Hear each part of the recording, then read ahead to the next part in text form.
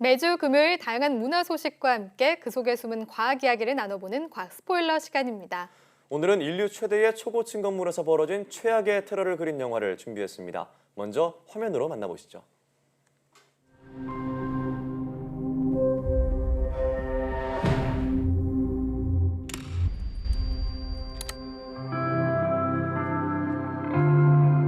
You okay? Yeah, I'm good. Just a little nervous. Wow, you look very handsome. I just don't want to screw it up, you know? Have you brought them all indoors, but you've trapped them 240 floors in the air?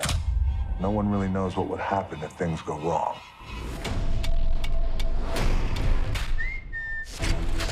Hello, boys. Let it burn. The 96th floor is on fire. Sarah, listen to me. The fire is not going to stop. Get back! Whoa, whoa, whoa, whoa. You don't understand. My family's in there. Turn around!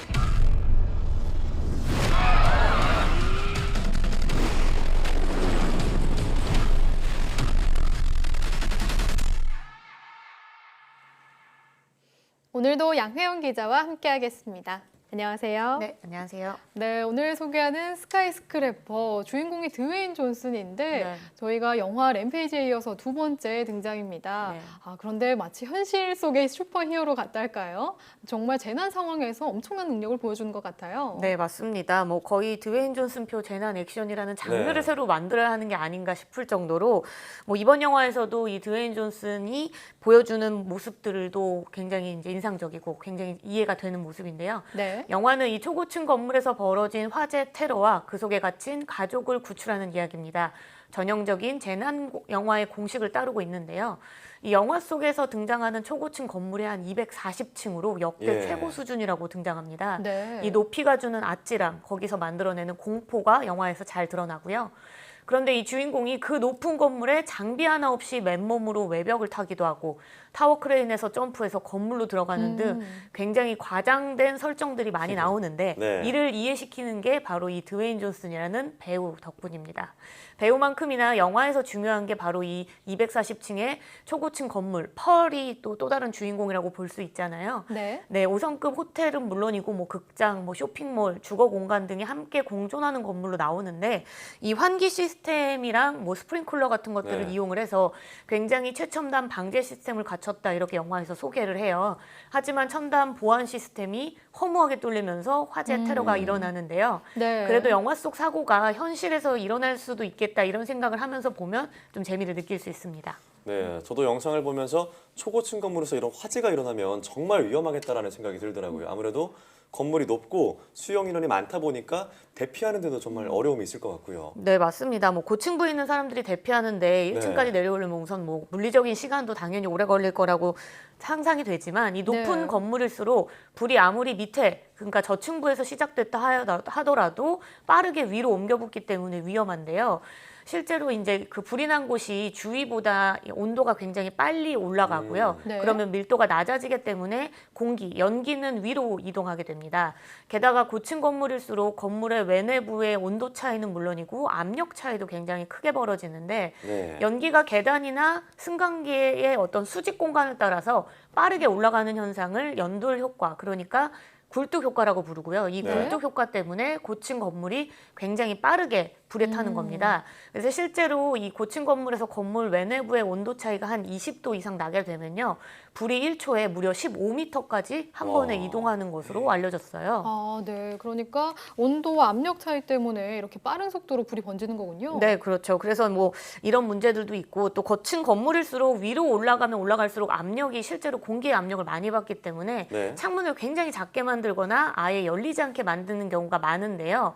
뭐 매연이나 연기 때문에 환기를 하기 위해서 혹은 도망치기 위해서 갑자기 창문을 깨면 외부의 공기가 순간적으로 안으로 들어오면서 불에 산소가 공급되고요. 그렇게 되면 더 크게 불이 번질 수도 있기 때문에 네. 고층 화재에서는 그 고층 건물의 화재는 굉장히 위험한 경우가 많죠. 네, 네. 앞서 말씀하셨듯이 1초에 15m면 정말 빠른 건데 네. 그럼 고층에 있는 사람들은 고층부에 있는 사람들은 어떻게 대피해야 될까요? 네, 우선 우리가 일반적으로 건물에서 불이 났다 해서 이제 화재 경보가 울리면 네. 엘리베이터랑 계단 중에 어디로 대피를 해야 될까요?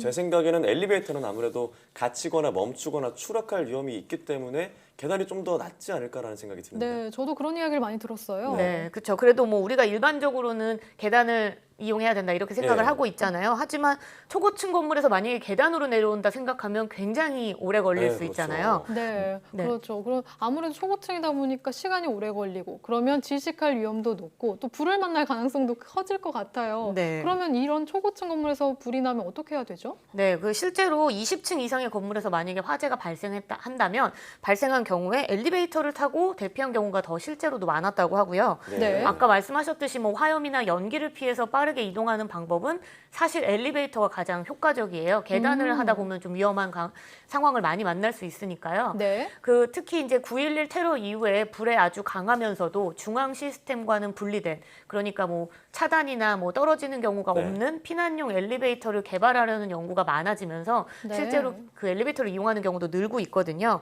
게다가 이 화재를 진압하는 사다리차가 현재는 17층 정도까지만 커버를 해서 진화를 할 수 있습니다.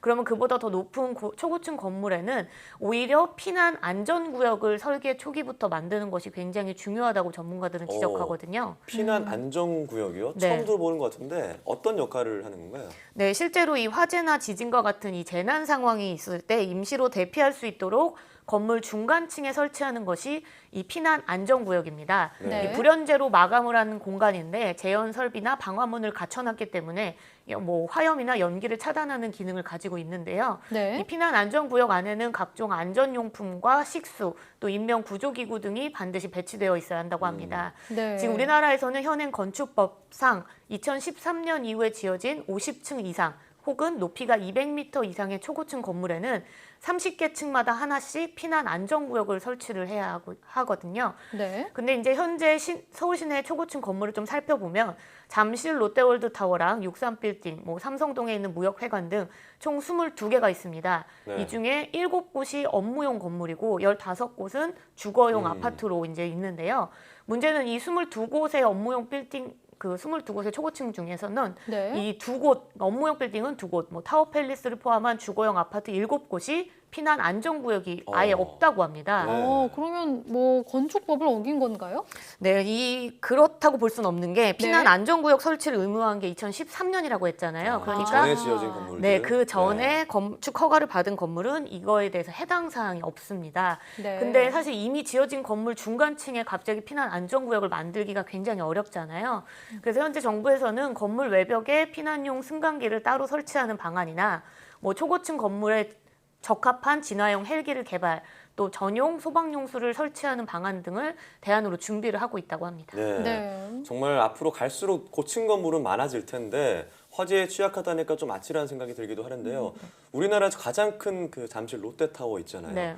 거기서 화재가 발생한다면 어떨지 좀 불안한 생각도 들기도 해요. 네, 뭐 물론 어디서든 뭐 불이 나면 당연히 다 위험은 하잖아요. 하지만 뭐 앞서 이야기했듯이 2013년 이후에 설계된 이제 건물이기 때문에 제대로 설계만 됐다면 인명사고 없이 초고층 화재에서도 이제 사람들을 안전하게 피난도 시킬 수 있고 진압도 가능한데요. 네. 혹시 지난해 8월에 두바이에 있었던 이 두바이에 있는 84층짜리 초고층 건물에서 불이 났었던 사고 네네. 혹시 기억하시나요? 네, 굉장히 화제가 됐었죠. 네. 그런데 인명 피해는 없었던 것 같은데요. 네, 맞아요. 이게 뭐 67층에서 불이 나서 한 40개 층을 태웠는데 실제로 사망자가 한 명도 없었거든요. 네. 이때 이 화염이나 연기 확산을 제대로 막았던 어떤 이 설계가 이루어졌기 때문에 네. 이런 게 이제 가능했는데요. 네. 앞서 이야기했던 이 롯데월드 타워를 생각을 해보면 이 피난 안전구역이 지금까지 이제 22층, 40층, 60층, 83층, 102층 등 총 5개가 지금 여기에 마련이 돼 있다고 합니다. 네. 이 피난 안전 구역에는 이 화재 상황에서도 3시간이나 버틸 수 있도록 설계를 해놓은 상태인데요. 네, 구조 시간을 벌어주는 거네요. 그렇죠. 네. 그 롯데월드 타워에는 건물 엘리베이터가 한 61개 정도 있는데 그중에 19개가 불이 나면 피난용 엘리베이터로 바뀌게 되고요. 5군데의 이 피난 안전구역에서 다른 층은 거치지 않고 바로 1층으로 내려가도록 설계가 돼 있다고 합니다. 네. 각 층에서 이 피난 안전구역까지 계단을 이용한 뒤 안전구역에서 엘리베이터를 타고 1층으로 내려간다. 이렇게 기억을 네. 하시면 되는데요. 실제로 지난해 1월에 이 롯데월드 타워를 개장하기 전에 화재를 가정한 대피 훈련을 해봤어요. 가장 높은 곳에 있었던 사람이 피난 계단, 아까 말했던 계단만 이용해서 내려오려면 1시간이나 걸린다고 하는 거예요. 어우. 네. 네, 그런데 이제 118층에 있다가 16개 층을 걸어서 102층에 있는 안전지대에 우선 도착한 뒤 여기서 엘리베이터를 타고 1층에 내려온 사람은 네. 21분 30초가 걸렸다고 어, 합니다. 절반 이상 시간을 훨씬 아주 많이 줄었네요. 네, 그렇죠. 그래서 이 대피 훈련에 참여한 한 3천여 명이 85개 층 이상의 초고층 구간에서 1층까지 모두 탈출하는데 한 1시간 정도 걸린 것으로 나왔는데요. 뭐 이제 실제로 사고가 일어나면 안전 요원들의 어떤 지시에 따라서 제대로만 대피를 한다면 큰 인명사고 없이 구조가 가능할 것으로 보입니다. 네, 네. 앞으로 뭐 이런 초고층 건물이 줄진 않고 더 늘어날 것 같은데요. 이렇게 안전에 관해서 잘 설계한 대로 지어지기만 한다면 대비할 수 있을 것 같네요. 네. 그럼 이쯤에서 오늘 영화에 대한 양 기자의 별점 함께 볼까요? 영화 스카이스크래퍼 별점 2개 반입니다.